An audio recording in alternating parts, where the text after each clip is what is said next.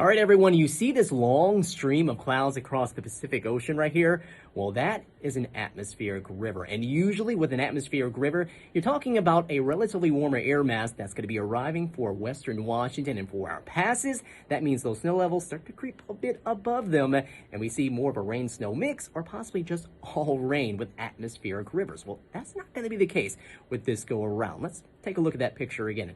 You can see satellite imagery showing very small streams of clouds coming off of the Aleutian Islands of Alaska, and that is actually some really cold air that's going to travel across the northern tier of that atmospheric river and eventually make its way here into western Washington. And since we're going to be on the northern side and that northern edge of this atmospheric river, we're going to be in the cold enough air to support more snow with this atmospheric river, which is going to be great. Now, we already have cold air in place as we speak right now. Snow levels have been closer to sea level on Tuesday, but into Wednesday, they do creep up, but they only get up to around 2,500, maybe 3,000 feet, 4,500 feet late Wednesday night into early Thursday morning. And then they start to come back down again as we head later on into the work week. And another thing, usually with atmospheric rivers, is that you see gusty winds connected with them. And when you combine those gusty winds with the heavy snow that we're expecting, you're going to get blizzard conditions, and we do have blizzard warnings out. Those times have been updated late into Wednesday now and until early